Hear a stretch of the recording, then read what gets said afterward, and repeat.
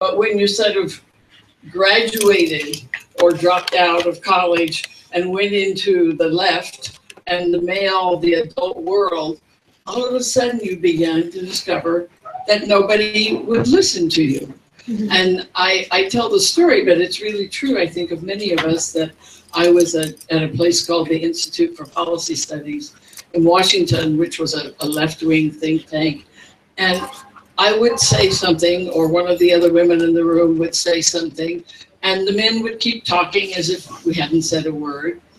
And then about 20 minutes later, one of them would say virtually the same thing, but in different words.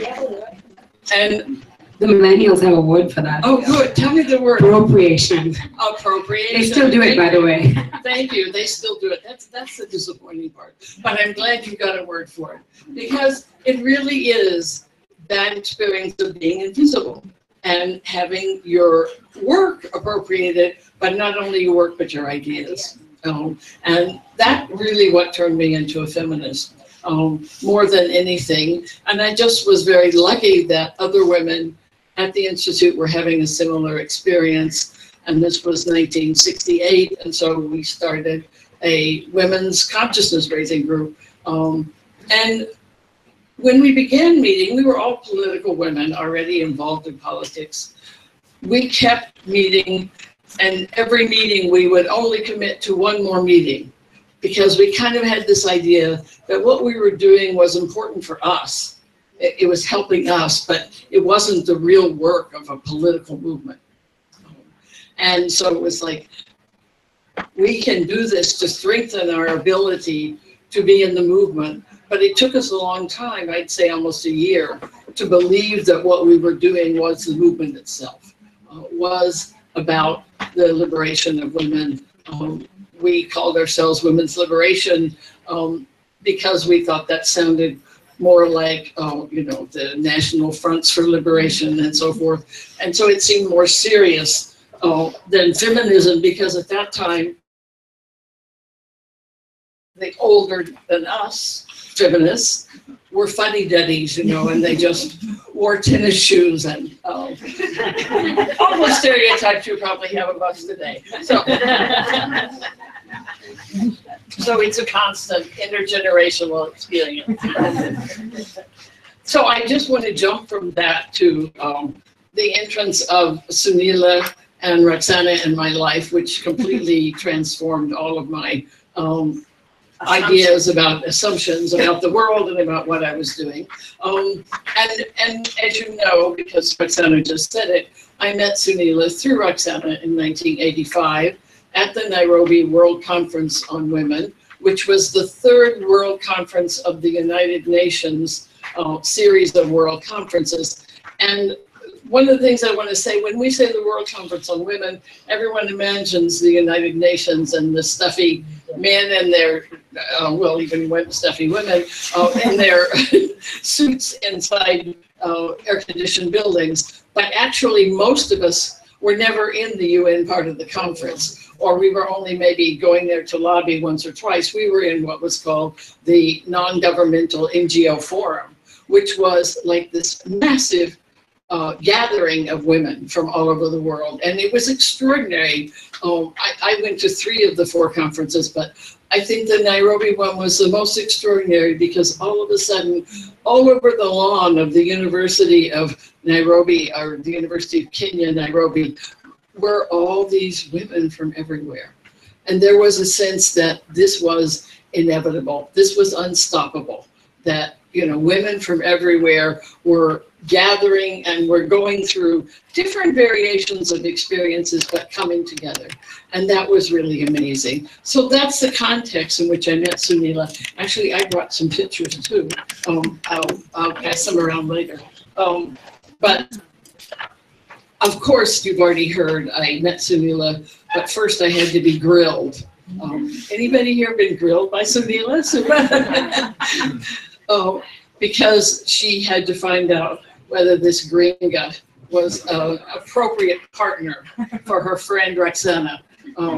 And so we sat on the lawn and discussed various political events and political perspectives, and gradually she decided that maybe I was okay. But it took a while. But besides that grilling, the most important thing Sunila did for me at that conference is she introduced me to this amazing group of women. PAF, was that what it was? PAF, Pacific Action, Pacific Asian Women's Forum, which was Kamla and Nighat and many other wonderful women from South Asia and the Pacific. And we began to have discussions about feminism cross-culturally. In fact, at the forum that many of us had organized on what does feminism mean in different parts of the world. And this was just riveting for me and many others to sit and hear, again, to hear how coming from very different backgrounds, countries, cultures, and having very different experiences in one way, and yet in another way having so much in common. And understanding the ways in which we could connect to each other.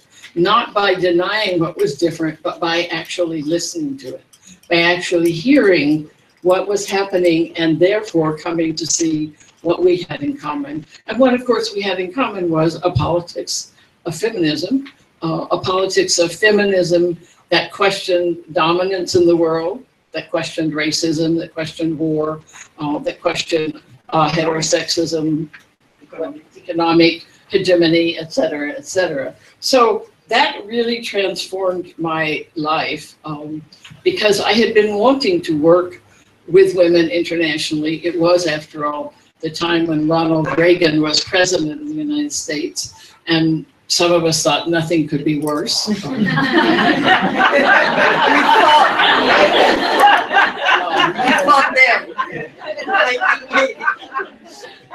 So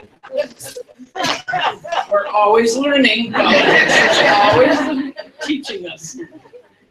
At any rate, to jump ahead, Roxanna and I had been teaching courses in Latin America.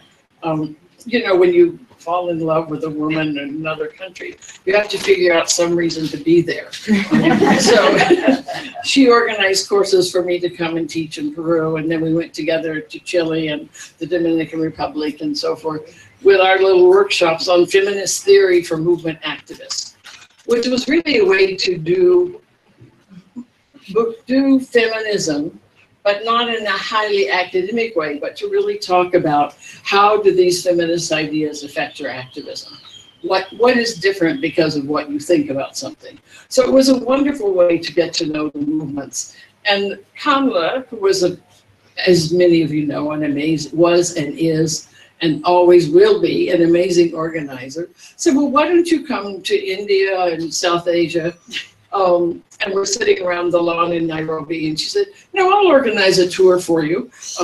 So she organized for us to spend 2 months in South Asia, most of it in India, but at least 10 days of it here in Sri Lanka, where we got to do these workshops. And it really is like this room multiplied over and over again. I mean, we could sit on the floor then, a little more easily than we can now as our joints age.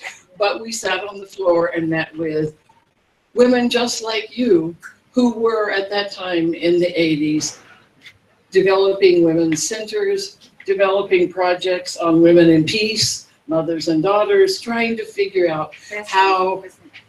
There was a peasant. Yes, there was a women's right. Yes. Yeah, that's Sunila organized. Yeah, she organized with the peasant women. We really had this wonderful experience. And what it convinced me, and I don't want to take too much more time, is that it is so important for women who around the world to meet other women from other places. That experience I had, I felt so privileged. I wanted to share it with other women and help create that possibility. So that really inspired me in later years when I got the chance at Rutgers University to create a Women's Global Leadership Institute. That's what I understood myself to be doing, to pass along the opportunity for women, in that case 25 women from many different parts of the world, to come together for 2 weeks and to meet each other, because usually they only knew people in their own country or maybe a region or a sub-region. but we wanted an opportunity for feminists to gain strength from being a global movement, and to learn how we could support each other and show our solidarity. And I think that Sunila embodied all of that for all of us. And finally, I just want to say, and it was also a lot of fun.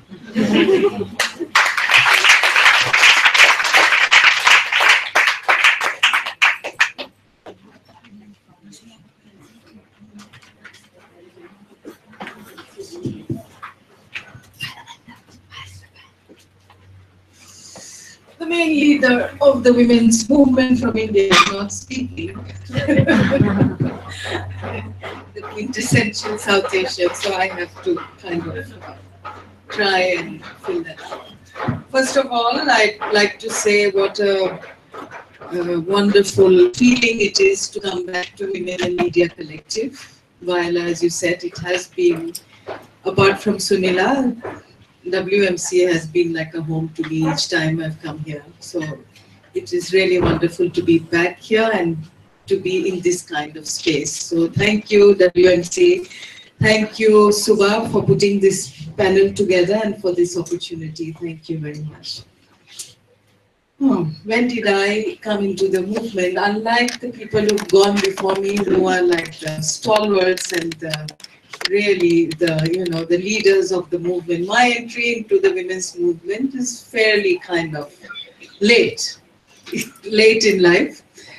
And the entry and Sunila is so intertwined that I cannot speak of one without the other. It is totally my feminist politics, my entry into the women's movement is, I cannot think of anything but Sunila.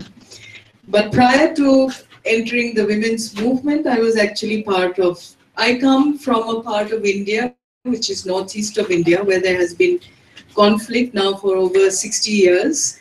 And so I was part of the students' movement, mobilizing against the hegemony and the exploitation of what we looked at as the Indian government. So we were part of all of that. It was very identity focused. It was about depletion of resources from the region. So it was all of these political issues.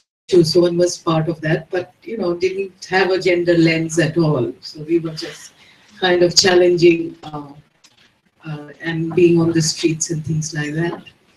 My entry really started just before the Beijing conference, when Beijing actually opened up the possibility of bringing in women from the margins into the mainstream women's movement. People like Ruth Manorama, who brought in the Dalit issues center stage. So it provided for that space and that opportunity. And at that time, we decided that, okay, we need to bring issues of Northeast India, which was conflict affected and protracted armed conflict, into the issues of the Indian women's movement, because it's missing there. And so issues of Northeast India, issues of Kashmir, issues of Dalits was what was being brought in. And that's when I met Sunila. And immediately there was a rapport, because she just understood what we were trying to say and what we were trying to do. So from that moment onwards, all my strategies, all has been framed, determined, bounced off, discussed with Sunila, and that's how the work began. In fact, the first workshop, international workshop that I did was facilitated, helped to conceptualize in Beijing by Sunila. And thereafter she continued, because there was a ceasefire negotiation which was happening in my region, very, very political, of one of the most strongest armed groups. And there was a peace process on.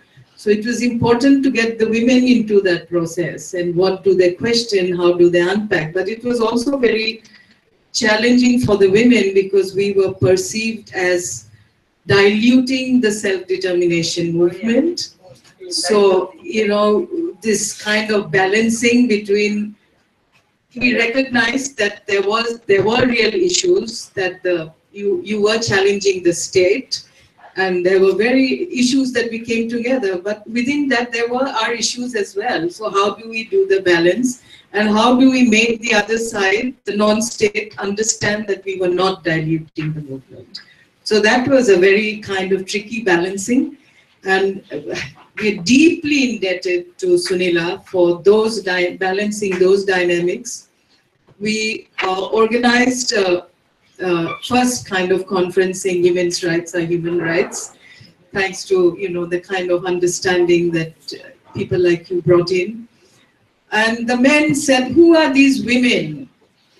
Who's going to, and these are men who are constantly in Geneva, who are kind of, trying to push the agenda on the representation of the unrepresented people and so on. So they're constantly in Geneva, they are in Bangkok, they are all over. So who are these women coming to teach us human rights and so on? So there were various levels of dynamics in that. It was, we could only do it because Sunila was there. And so, immediately that they came and they knew who was facilitating this, there was a camaraderie. We were out of that. Sunila had a different relationship with the boys, right? Yes. So, so we kind of gained legitimacy to even raise those questions because she was there. So it was a very important moment for us. So getting women to unpack what rights means and things like that. How do they get into the peace process? We had Sunila, we had Kamla come in, and we were doing this unpacking. And the women would agree that these were real issues that they'd get in, that they should raise. At coffee break, they would get into their small groups, and there would be people amongst them who would say, but you're talking too much. You are diluting the movement. So in the next session, we would have something totally different. So it was like literally back and forth of what can be said publicly, what cannot be said public. So all of these dynamics was something that one understood. Sunila helped us to really do these workshops at a very local level at different moments of time. She was part of it. When she was not part of it, there was elaborate kind of, not just framing, but because it was also dangerous. I remember doing a workshop late into the night in the village, in the area of the main militant leader. And they would send emissaries into the workshop to say, what are these women doing? Are they corrupting our women? Are they diluting the process and so on? So Sunila would have a list of strategic questions. Okay, if this is, and she was not there for that workshop, so I was nervous, but she had given a kind of a total work plan and strategy of this. If this question is asked, you open up this discussion and take it in this direction. If this one, then you take it in the other direction. So it was so strategically kind of, so this is all my learning from of how do you kind of strategically take an issue forward. If it is this issue, you kind of, end it and so on. Anyway, those were kind of elaborate instructions, and those were not in days of WhatsApp or, there's no connectivity where, you can be constantly asking now, what should I be saying? There wasn't. It was just kind of, okay, and now, you do it on the spot, but use your analysis and use that. So Sunila has been an extremely important part of my life as an activist because of the work on conflict and the very, very nuanced and strategic analysis which came from her, and it came from the others like Kumi and Sepi from Sri Lanka. So my ties, my part of being of the women's movement is also being part of the South Asian women's movement, and I see myself very connected to Sri Lanka because of that. And then after being an activist for a couple of years, it also gets very, very lonely because, suddenly what you think you have built together falls apart because the men up there have had other differences. So there was a moment when everything fell apart. And whatever we taught the women, they went back to their traditional roles of, this is our identity, weaving and knitting and whatever is our identity. We don't want these outsiders to come and tell us anything. So there were many such moments like that. And then I became a funder, a major funder, a donor with the Ford Foundation. And my first trip as a donor was to Sri Lanka, staying in the same hotel that I am staying now. And telling Sunila, okay, now I have got this job, which I didn't think I got it, now what? So, and then she nods her head and, in the typical Sunila way, okay, now let us see how we work. So what was important, in fact, in my interview also, the last question which was asked before they took me was that you've been an activist. Now you're going to be a donor. Can you live with that? Because you cannot do activism as a donor. I thought about it for really half a second and I said that, yeah, I mean, but I know all the women who are out there and who I should support.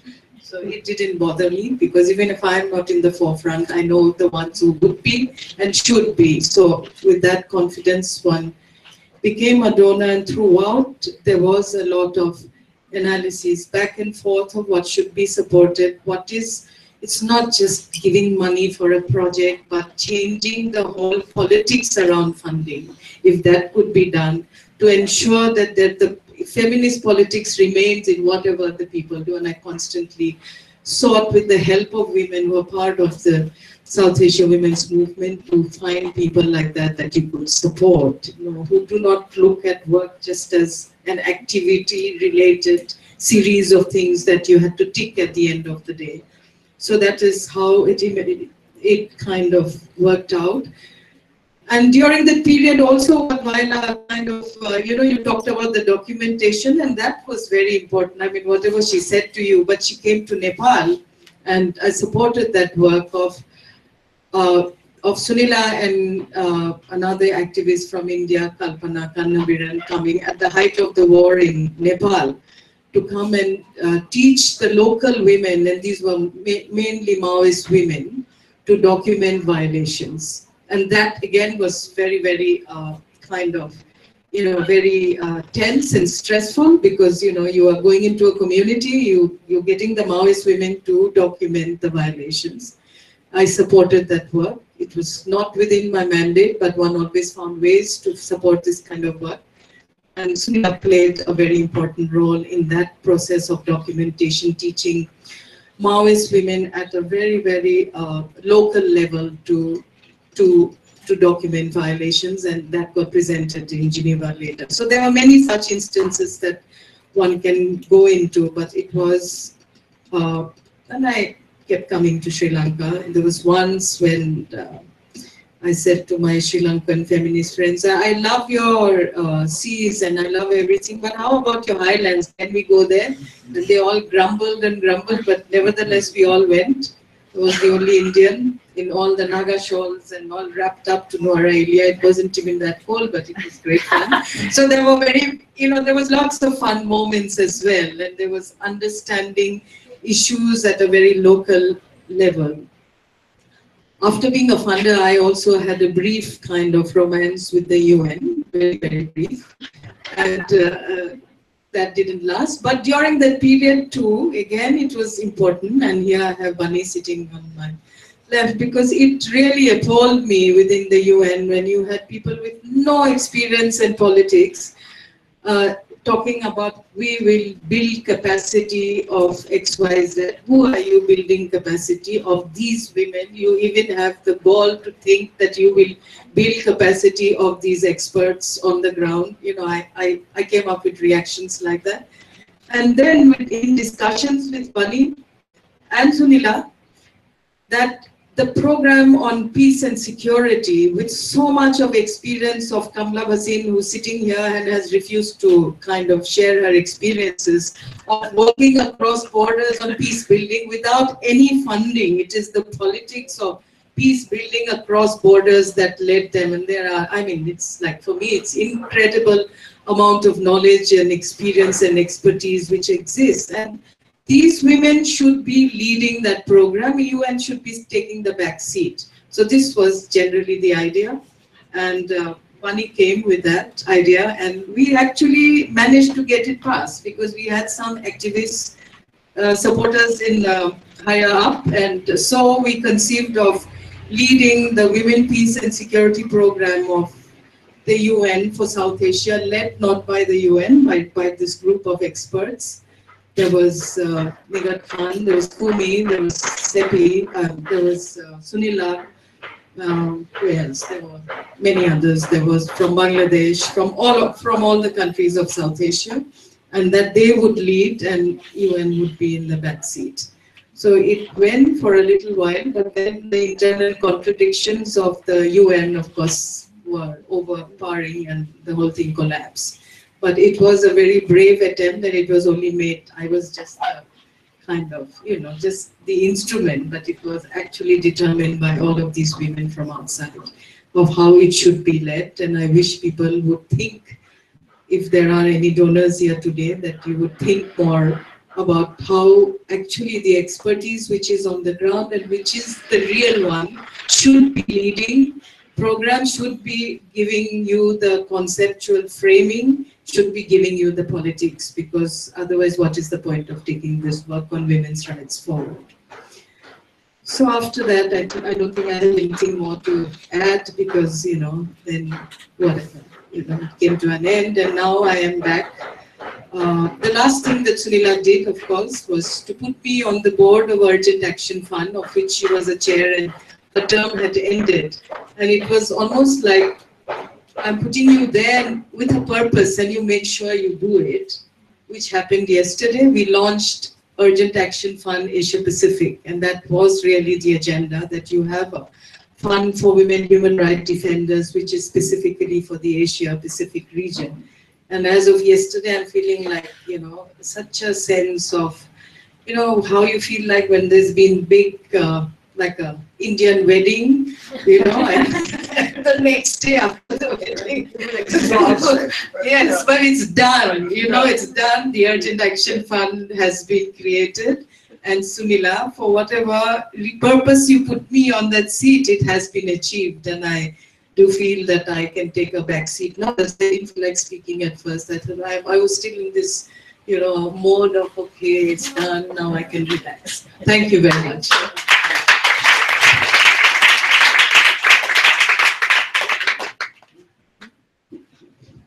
I'm going to stand up because I'm holding a speaker. Because of these women.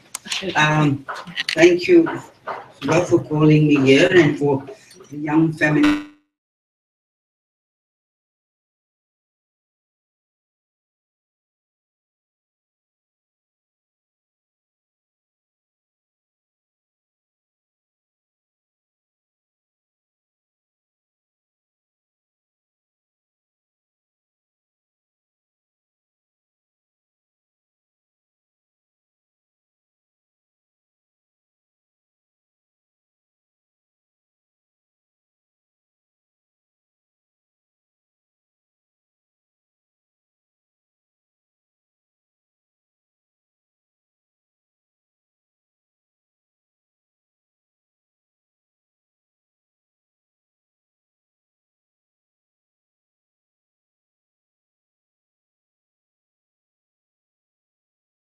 Has these 1 month South Asian feminist theoretical workshops, where many of us actually met in '86, and it's been the feminist South Asian feminist mafia has emerged from many of these. But in 1991, we were in Bangalore, and we were talking, and there was Sunila and myself. And my background actually is coming from the left and fairly hardcore Marxists at one point, in my own fashion, not necessarily the way Marxists have defined it. But so we were, and Sunila, who, as we know, kept changing positions, but in my presence, she was always a Marxist, and Trotskyist, so necessarily global and international. And there's Amrita, who was part of the program, and several of us. So we talked about feminism and Kamla and all of us, and these young people from the region sort of struggling with it, and us sort of dismantling everything, which happens in these workshops. You sort of dismantle everything and everybody gets depressed, and then you sort of try and reconstruct it, and they go away saying, oh, I'll never look back again. And they do go back. But so we are there, and we're going on about feminism and Marxism and Lenin and Mao, and all in the context of what we should do. And Subha is with she's about 4 years old, and she's sort of hanging around and playing around, etc. And another friend has a young boy there, and he's already macho at 6, So he's irritating Subha a lot. You don't remember him at all. Whatever. And so she is hanging around, and she, we half the time don't know where she is. And suddenly, towards the end of the third week, there's a lull. I mean, they're sort of going to see what. And we hear this voice from under the table. Feminism, feminism, feminism. What is to be done? You remember that? No, you don't. I know the story. You know the story. So we still have that question. This is a combination of our Marxism and our feminism, that feminism, what is to be done. My own things that I would like to share is actually that we have had a very political relationship, apart from where we may have interacted in workshops, etc. Because many of them, or many of us, actually came from the left and were politically engaged. My own involvement in Sri Lanka is very old, because I was a supporter of the JVP in 1971. I mean, when they were Maoists at that time, and I also greatly involved in terms of all our states being too centralized, and the Tamils are demanding autonomy, whatever it became, and our states don't give it. So it's sort of, I was very involved. In fact, I think in all the stages of the conflict, I have been not just engaged, but in Sri Lanka.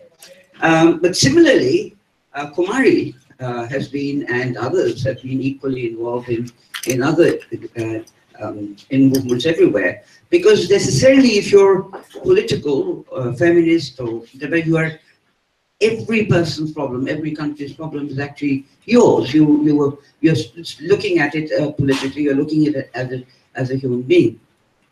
In 1971, the Pakistan Army, the East Pakistan, West Pakistan was won. Bangladesh was East Pakistan, and they won the election. West Pakistan, where I live now, was actually did not give the power to East Pakistan, and instead sent the military to actually suppress the demand, and it was a vicious war, civil war, which ended in December of that year with Bangladesh becoming independent. Now, at the time, Pakistan couldn't fly over India because East Pakistan was the other side, but the refueling was in Sri Lanka. So some of us were very actively against this army role in Pakistan. Obviously, Bangladesh women were involved in the struggle in Bangladesh, and there were Indian women like Wijesiriwardena who were involved with refugees and with war widows. And here there was a group of men and women, but led by Kumari, who were actually actively against the refueling. So the Pakistan High Commission decides to have a film festival in the middle of all this in Colombo. And they got lots of films, and the actors and actors, whatever, they're all here, and there's this great ceremony, etc., and formal dinner announcing. And Kumari and his other friend also dress up in saris and they go behind where the film is being shown, and they run a banner across the film saying, "Release Mujibur Rahman and get out of East Pakistan, stop the war." And the High Commissioner, the panic in the High Commission, that suddenly they ran, but Kumari and all just merged into the crowd as if they were part of the reception, and nobody ever caught them, but you did have this thing going through. In 1988, 1989, actually, I would think that we mentioned Rajni assassination now, but some of us, Govind and Kalka and myself, came actually when we were doing a memorial in Jaffna. And now Radhika had sort of arranged. Now, these are politics that I'm saying are not projects, not funded. They're basically because we want to. I mean, nobody supported us to come for that. And we come to Colombo, but there's no way to get to Jaffna at that point. And Radhika's taking us to an airport, and I say, "This is not the airport, where are we going?" And she then, I was very against the IPKF, totally.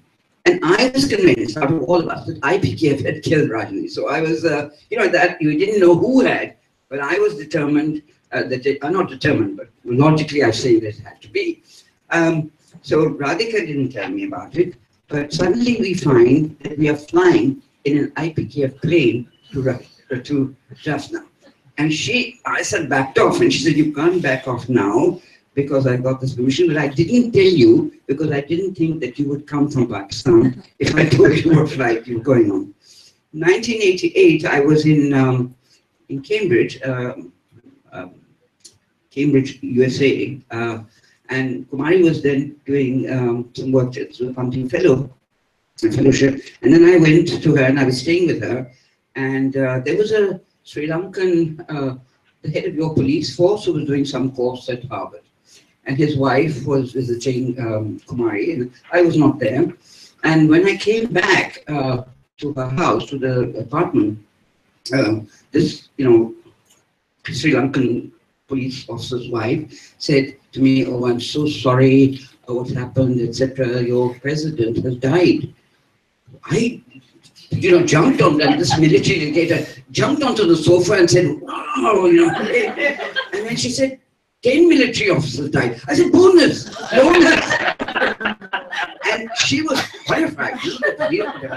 And she looked at Kumari, and Kumari, you know how Kumari is, shrugged her shoulders and said, that's how they mourn in Pakistan.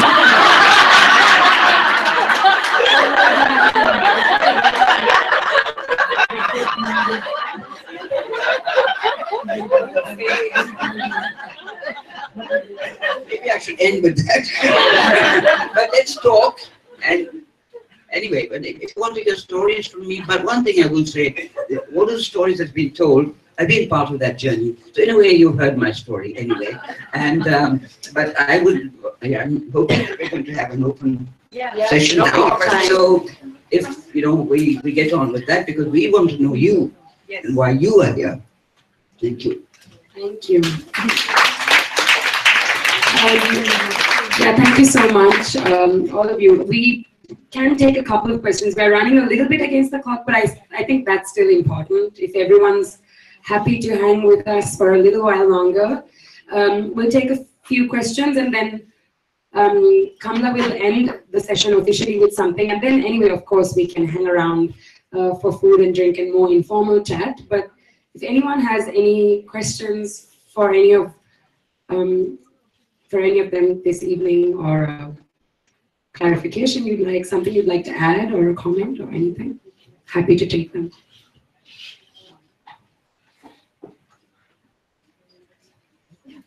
Comments, they don't have to be questions. They don't have to be questions. Just say something. Right. When and where you enter. When and where you enter into the movement. Does anyone want to share? Same question that you Thrown asked back at us. Yeah. Okay. Anyone wants to share? Of the younger, because it's supposed to be intergenerational. Exactly. Yes. Somebody wants to share. Hi everyone, my name is Tehani. So thank you so much for sharing all those really interesting stories and histories with us, which I think is important for us as younger feminists to hear and remember and learn. And I did want to ask you, all of you started your activism and your work there was a political life to it, whereas now we see younger people coming to activism through the development sector. And any advice, any stories, any strategies on how we can repoliticize our movements and really be in touch with the politics of our region, our international politics, and not really look at activism as a career so much as feel it in our bones,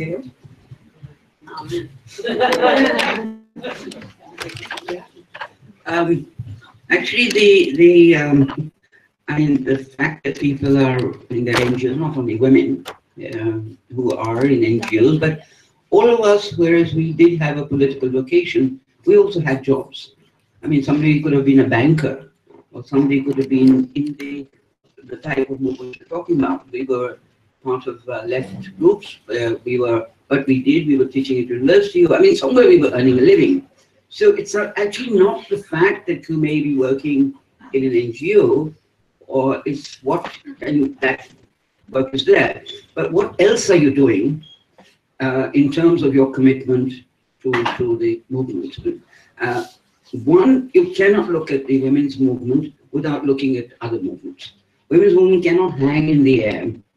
It cannot be divorced from whether it's, I mean, if you're talking about oppression, we're talking about plantation workers' oppression, we're talking about peasant, we're talking about labor, we're talking about whatever minorities, we're talking about anything that is oppressive, we're necessarily taking it up. So therefore there is a connection. Now, we, in my generation, we were, in a way, we came out of that, so the connection was already there. But now, there's no reason why that reconnect, because they are also floundering. So to have a larger base, you need to connect up much more. So you shouldn't think of, I mean, I would just say, yes, okay, you may learn a lot in NGOs, etc. But the type of sharing what I'm talking about, none of it was funded, except the course that Kamla did, where we did. But the others were actually on our own. At that time, we didn't have, and we're all lucky with emails and social media. And look at what you have as this feminist, what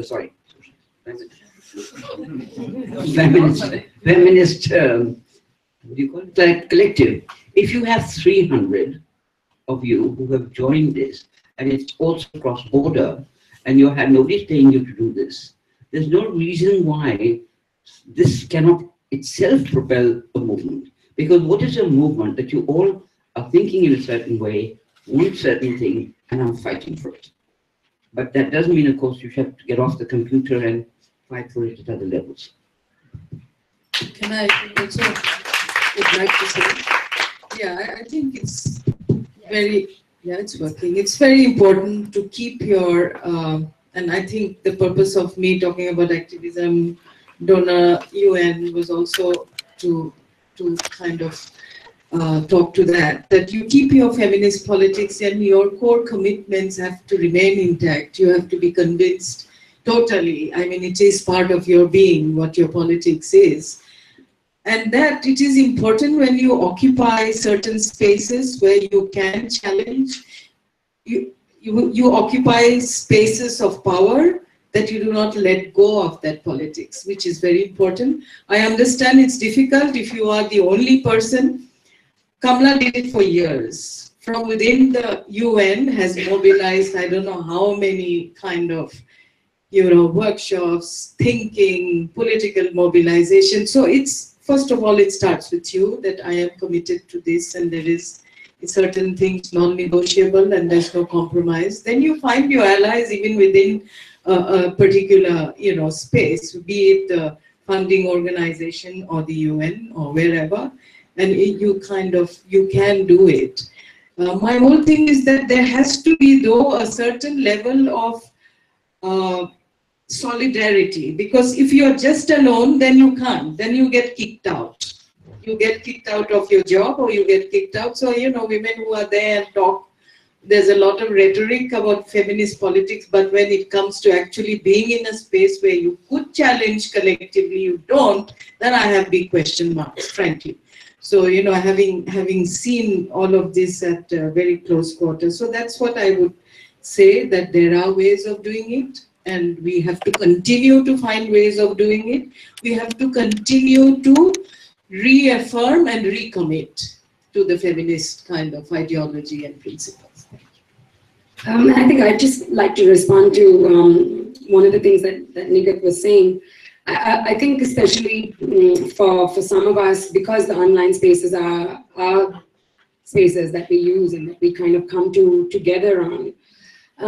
I think also increasingly we are really trying to come into a kind of a thinking that this binary no longer exists. There is no such thing as our online lives and our offline lives, right? There's life. And for very many of us, the struggle is also online, because there is also violence against women online, and there is also unequal sharing of power, no sharing of power online, in online spaces as well. So just to say that, and I think we've also seen that some campaigns or moments that begin online become movements outside. But even if that doesn't happen, I think I guess what I'm just trying to say is that sometimes the struggle itself is in the online. Like our movements are also happening there. Our resistance is also happening there as well. And so also, how do we kind of erase that binary again? How do we take our politics? How do we keep the politics whenever we're engaging with, because everything we do is online is still us. And so why not, you know, really think critically about how we can retain our politics with how we use those technologies as well.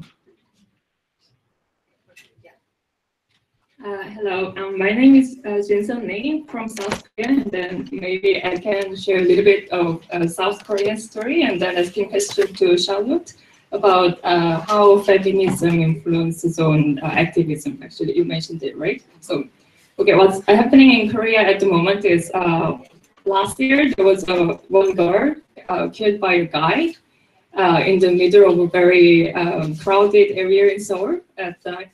It was a little bit late, but then still the guy waited until the girl or whoever, like weaker than himself, shows up and then killed her. And then the entire women in Korea, they were so mad. And then since then, there's a strong movement online. But then, so what they are doing is some, I cannot really call them as a group because that's like a random individuals who actively themselves, participating by themselves. So they've been mirroring, so creating, targeting some men who's been, you know, using those misogyny or whatever kind of contents online, attacking women. So they were doing the same thing, and then using really intense, strong language. And then there are a group of men actually who maybe perhaps studied feminism a little bit, and then they are calling these women that what you're doing is not feminism, you know, you're actually corrupting the movement of feminists in Korea. And there are many women who, normal women who never actually studied feminism but then experienced unfairness throughout their life. They are confused, well, we know that there is unfairness, and then we are not equally treated by men, but then at the same time, as they seem to have studied whatever, read something, and then calling ourselves that what you're doing is not feminism.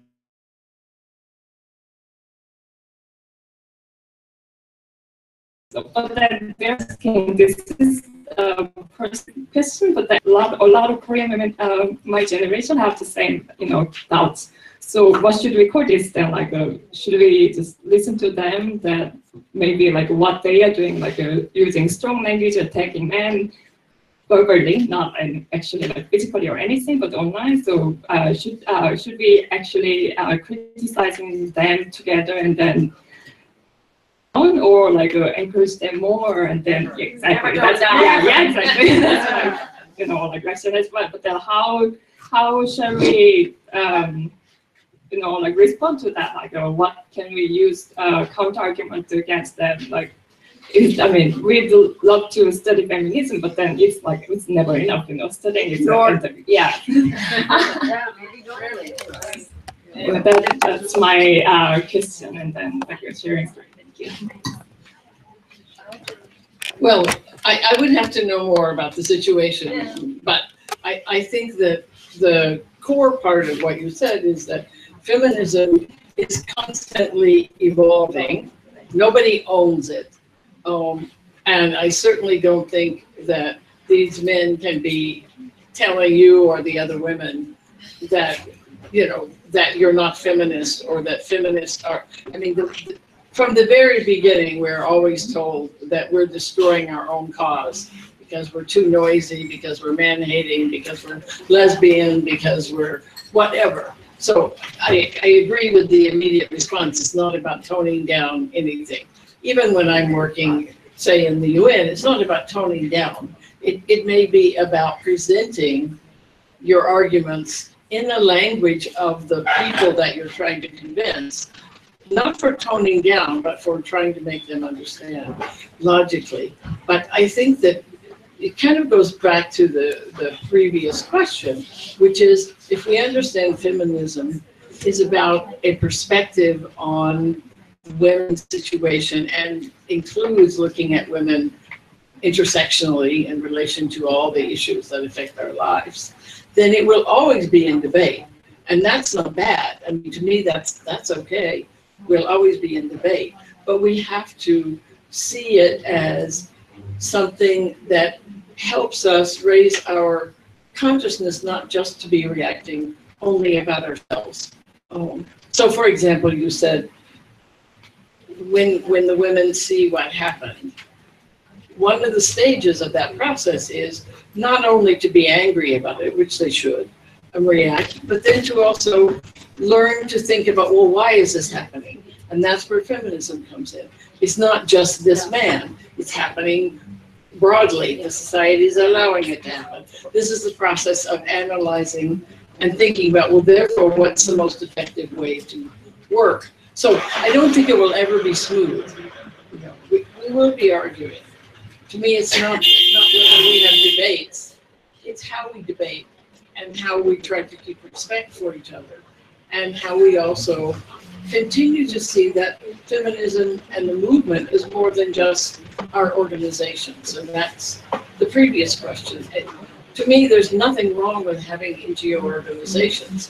What's wrong is when they start to think that they are the movement, and that they are a part of the movement, and that their part of the movement is to bring resources and institutional ideas and whatever they're founded for.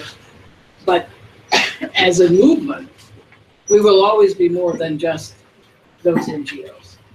So thank you. I would be happy to talk more later.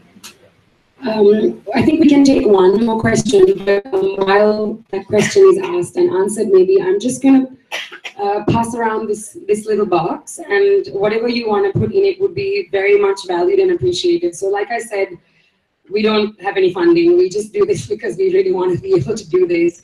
And many of you have already contributed in so many ways by bringing food and drinks, and of course WMC for giving us this space and letting us be here. But if there's anyone else that would like to put something in this little box, that would be amazing. And it will go towards paying for the chairs and the sound. That's it. And one more question. And then we hand over to, yeah.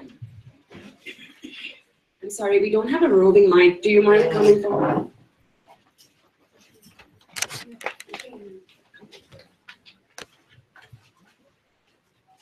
So I'm a journalist working in the media, and my question is about the media push, which I'm unable to figure out or stem, to make feminists seem crazy.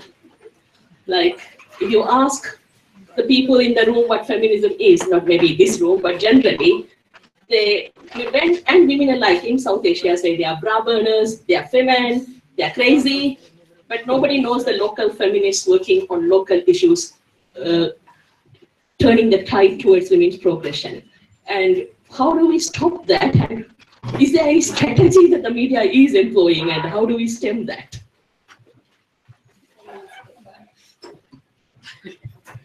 Well, I'll start, but I'm sure others will add.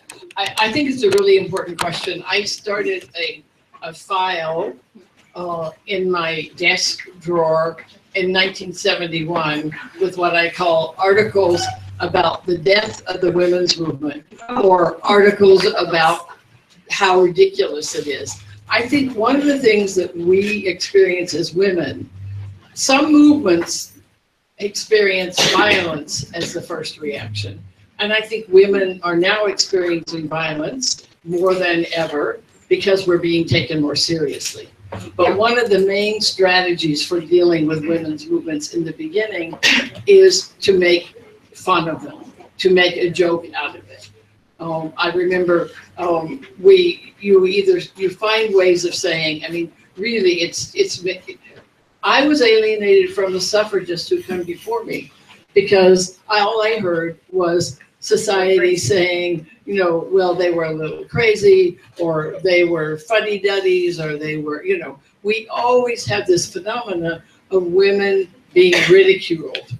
And women, the same way that women are ridiculed in our daily discourse. So I don't know that we can stop the media from doing it, but I think it's very important for women, just as you are saying, for women to what I call to call it out, to name it, and to counter it by being clear. Well, is it ridicule of the work that this particular group is doing, as you said, to say this is the work they're doing, this is the problem they're doing. We have to find ways to counter it. But one of the experiences that we have now as women human rights defenders is that I think as women and feminists have had more impact in society, they are using more violence against women as well. And you see violence against women in many situations where women are trying to organize or trying to take their power. So all of these are tactics for making women not identify with each other. We're making men not be supportive of our movement. And for exhausting us. Yes. And this is, I don't know, just personally, it's one of the things that I kind of try to employ, that I think we have to be really conscious and careful, and also have the politics of who we are engaging with and why. And I think it's really, I don't know, for me, I think it's just important to be conscious about where our energies are being spent. Because just like Charlotte said, the sort of stereotypes, the accusations, they're not new. They've been forever, right? And I also don't think it's a lack of knowledge or ignorance, or like it's a flaw in our education system. I mean, we say all these things, and these are kind of nicer, sometimes easier ways to think about it. But I think also the feminism is to have the critique of power and to have the critique of the system and the history. So these accusations, bra burner, whatever, they're not new, they're not novel, they're not interesting, actually. And I think, yes, there are many occasions on which someone wants to engage sincerely and are just short of some knowledge or some insight or some information that's going to make them stand alongside you, but a lot of the time, they're not.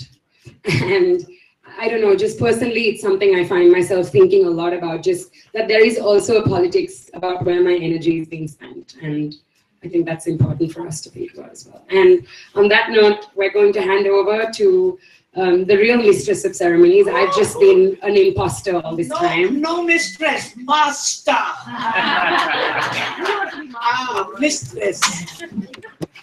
Friends, patriarchy has been there for 3,000 to 4,000 years. Thanks to capitalist patriarchy, I don't see it disappearing very soon. And since our struggle is going to be very long, I basically have 5 strategies. Number one, laughter. Unless feminists laugh, you are finished. Don't take it.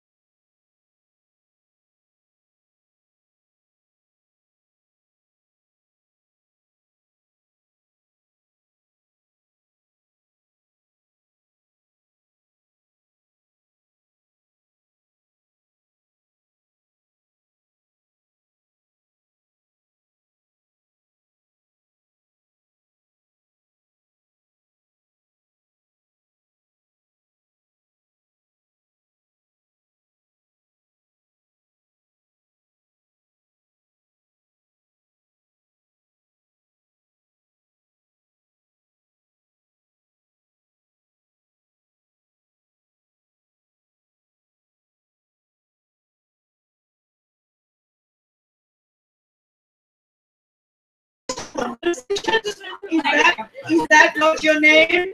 We've been wondering how to start it. Yeah. So it is Akfat. Are you all happy to be here at Akfat? I salute you I salute you. because you give me hope. You give us hope. And we feel that now with organizations like ACFAC coming up, we can follow Sunila and start our conversations up there. I feel very, very happy here. I began this afternoon with the Buddha. You know, in India, our secularism, you know what it is? Secularism is talk about all religions. Waste your time on all religions. So since I spoke about the Buddha, I think I have to talk about some other gods, otherwise I'll have problem. I'll start with the Catholic religion and start with the feminist prayer. Please close your eyes and follow me. Mary conceived without sinning. Mary conceived without sinning. Oh Lord, let us sin without conceiving.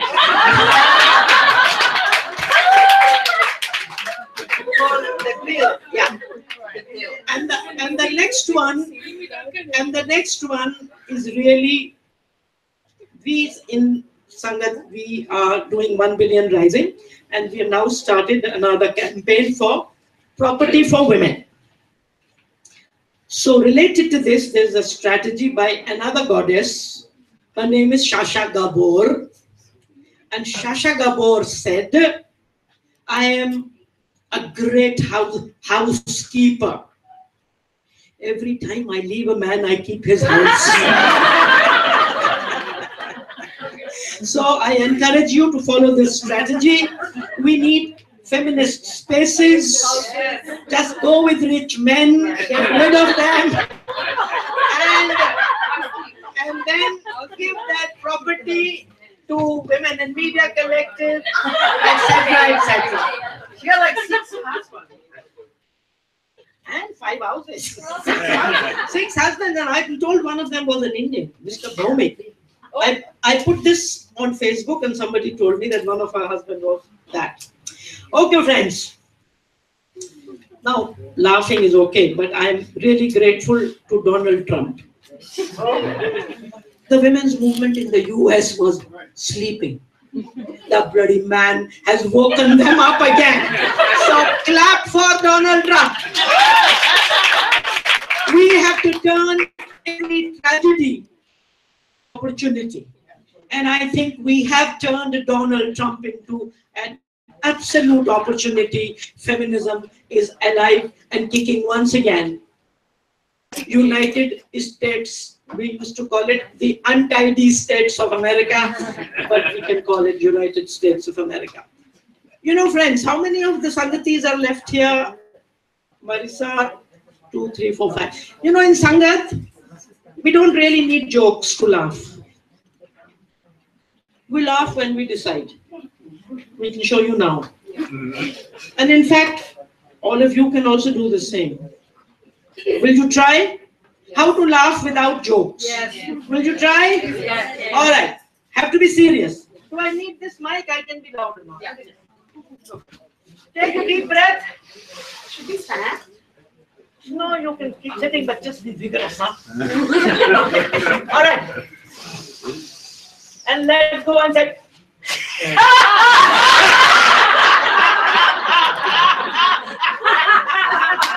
Deep breath.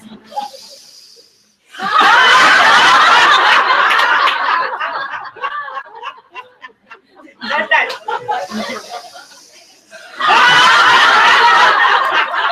And now continuous. Come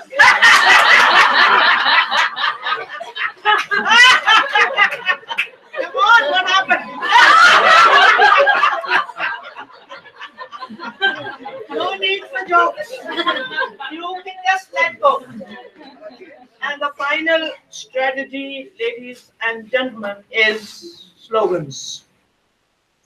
We finish with 2 slogans. The first one is in English. You just have to say, "Will never be defeated." All right? Yeah. Women united will never be defeated. The women united Will never be defeated. The people united Will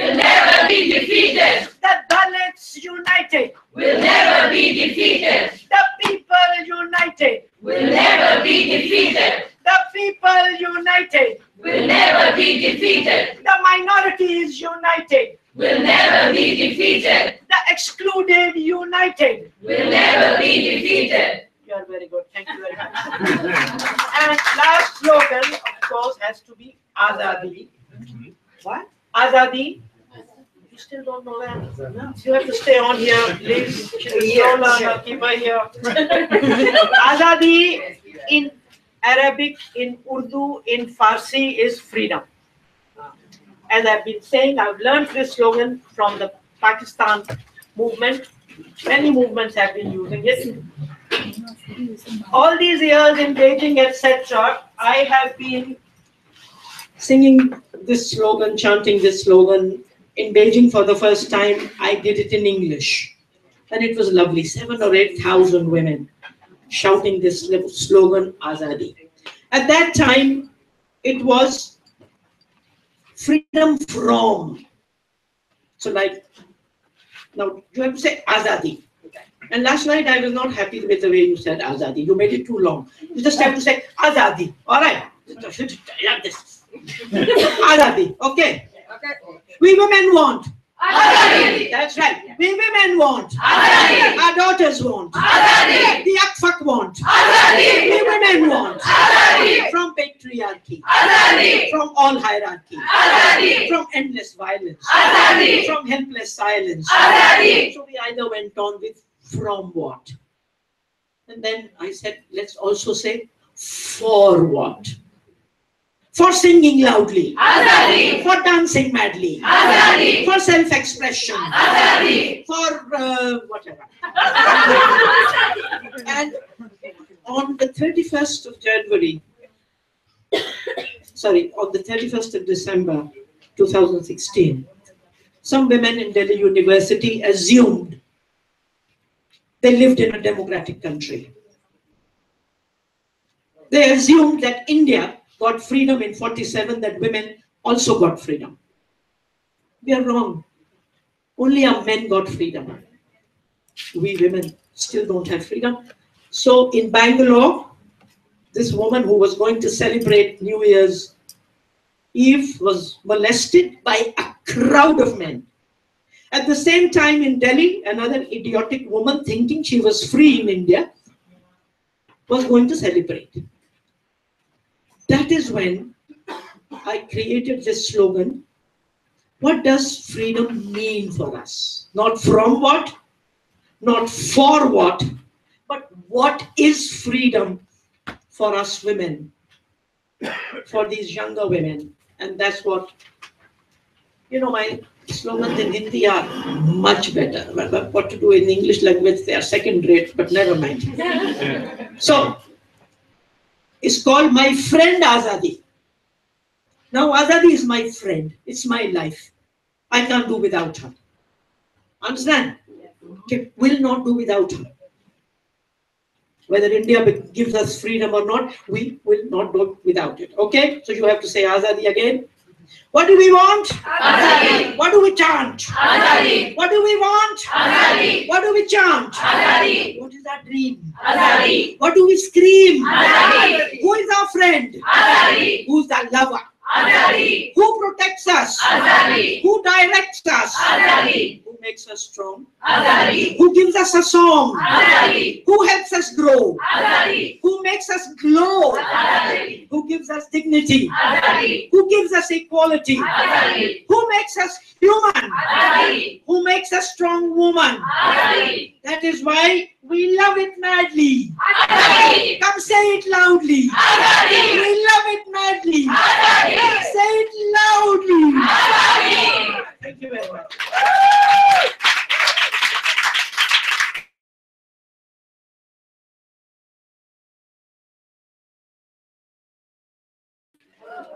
All right, my God.